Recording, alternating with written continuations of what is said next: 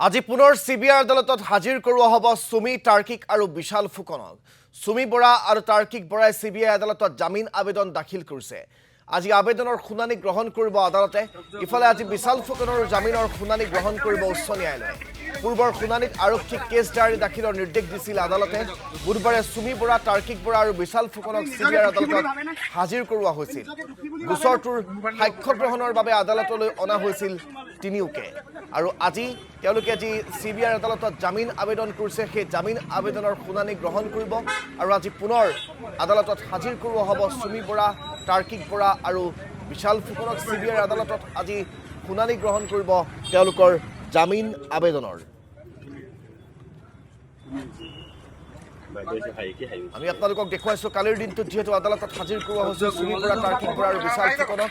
এই কোটিটকীয়া যি ট্ৰেডিং কেলেংকাৰী, সেই কেলেংকাৰীৰ অন্যতম অভিযুক্ত বিশাল ফুকন আৰু সুমি বৰাক ইতিমধ্যে সিবিআইয়ে সোধা পোছা কৰি আছে। আৰু সেই সিবিআইৰ সোধা পোছাৰ অন্তত দেখিবলৈ পোৱা গৈছিল যে তেওঁলোকক কালি পুনৰ আদালতত হাজিৰ কৰোৱা হৈছিল। আৰু আদালতত হাজিৰ কৰোৱাৰ পিছত আজি আকৌ এবাৰ আদালতত তেওঁলোকক হাজিৰ কৰোৱা হ'ব, কাৰণ সিবিআইৰ আদালতত তেওঁলোকে জামিন আবেদন কৰিছে আৰু সেই জামিন আবেদনৰ শুনানি গ্ৰহণ কৰিব আদালতে।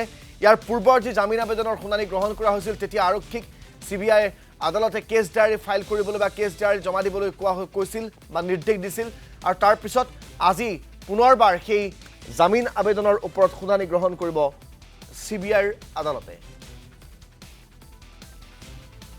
কেৱল সুমিৰ কাৰণে বেল পিটিশ্যন ফাইল কৰা গৈছে আৰু হাইকোৰ্টত অন্যান্য বাকীকেইজন আসামীৰ কাৰণে সকলোৰে কৰা হৈছে। বিশাল, তাৰপিছত তাৰ্কিক আৰু অভিজিত চান আৰু স্বপ্নলীন কালি উঠিব। কালি হিয়াৰিঙো হ'ব, বেল কেছ ডায়েৰীৰ ওপৰত হিয়াৰিং হ'ব।